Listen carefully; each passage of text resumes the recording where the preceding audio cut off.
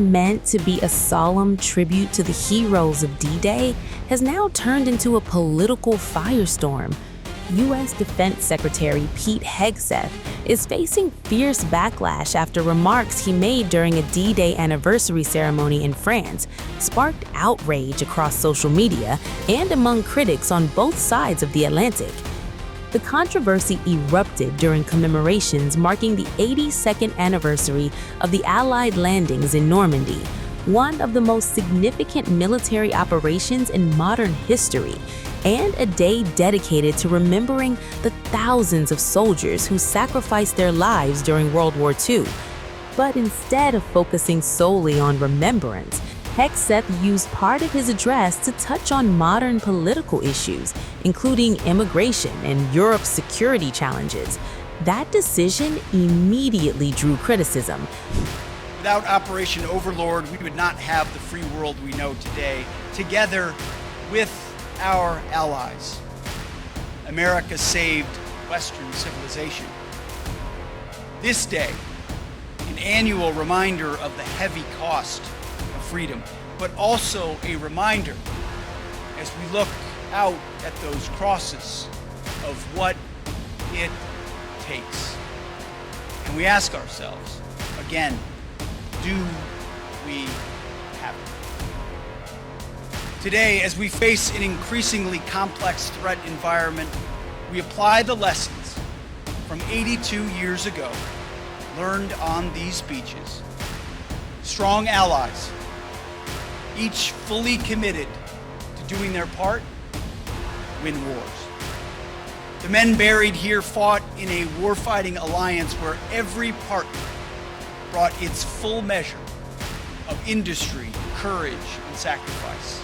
Not empty slogans, not lavish summits, not communiques.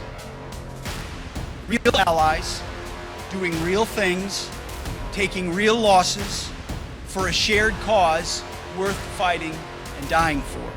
Each nation pulled its weight. Each nation bled. America will lead, and we must. But capable allies must be right there with us, shoulder to shoulder, in the breach, when it matters. In the years since these beaches, much of the West, in some places, in some quarters, and in some capitals, grew comfortable. We forgot that freedom is not free. We forgot that peace is not wished into being. It is bought with purpose, with honor, and with strength. The men who landed on these beaches knew this. The question we ask ourselves is, do we? It's past time we remember what they knew. Their legacy demands far more than quiet reflection. It requires our active vigilance. Sadly, today, different European beaches are stormed by different dangerous ideologies. Beaches in Spain, in Italy, in Greece, and Bulgaria. Boats and men arrive. When will European capitals do something about that invasion? Or is it too late? I pray not, and I believe not. The men who fought and died here restored freedom to Europe. That freedom must be maintained by this generation of leaders and warfighters, or what they fought for was merely temporary. Many observers argued that a ceremony honoring fallen soldiers was not the appropriate venue for political messaging, particularly on French soil during an event commemorating the liberation of Europe from Nazi occupation. The backlash online was swift and intense. Some critics branded Hegseth a quote clown and a quote disgrace, while others accused him of disrespecting America's allies during a moment that was supposed to be about unity, sacrifice, and remembrance. One critic argued that lecturing European nations while standing in France during a D-Day commemoration was, quote, beyond reprehensible. Others said the anniversary should have remained focused on the service members who fought and died during the historic operation, rather than becoming part of a broader political debate. However, not everyone disagreed with Hegseth's remarks. Very few supporters defended the defense secretary, arguing that he was highlighting genuine concerns about Europe's future and security challenges. Some praised him for speaking bluntly and refusing to soften his message. Still, the dominant reaction online centered on whether the occasion itself was the right place for those comments. Critics pointed out that D-Day commemorations traditionally serve as a moment to honor courage, sacrifice, and the cooperation between allied nations that helped change the course of World War II. For them, introducing contemporary political disputes into that setting crossed a line. The controversy comes at a time when Hegseth's boss, President Trump, decided to post a series of AI-generated images and videos celebrating himself and berating his opponents, instead of honoring the fallen heroes of D-Day.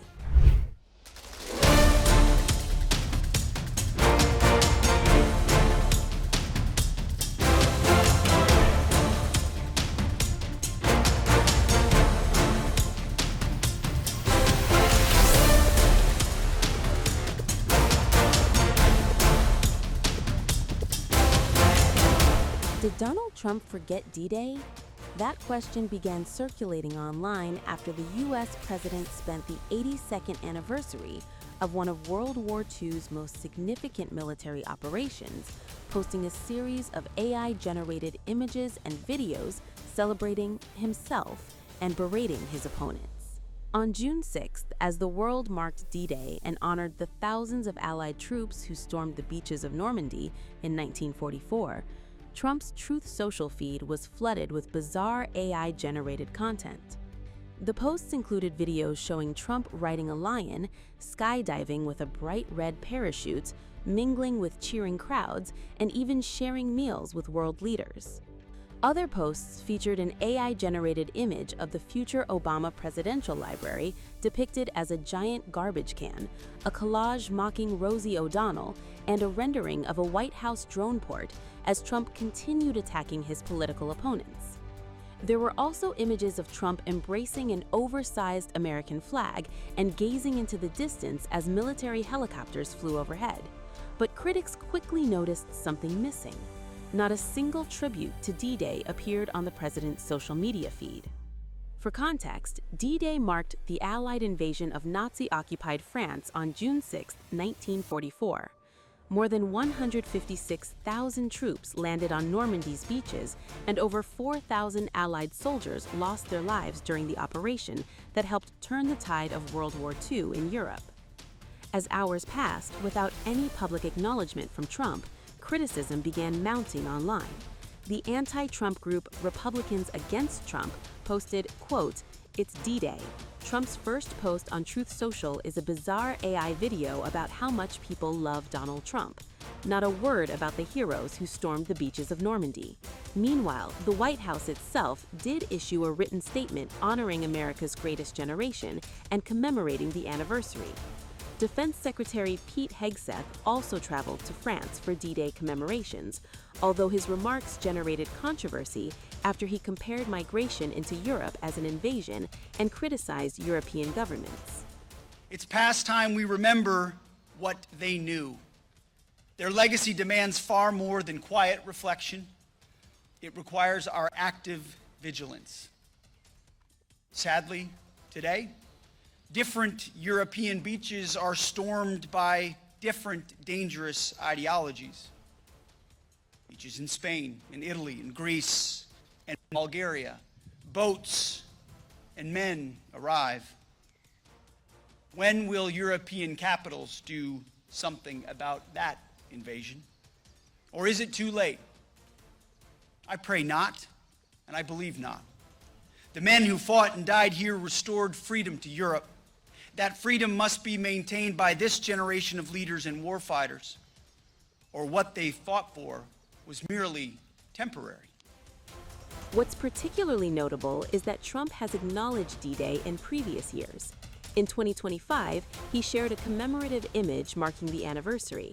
In 2019, President Trump visited Normandy to honor the 75th anniversary of D-Day. But this year, critics argue, AI-generated tributes to Trump himself appeared to take center stage. By the end of the day, there was still no D-Day message posted by the president on Truth Social.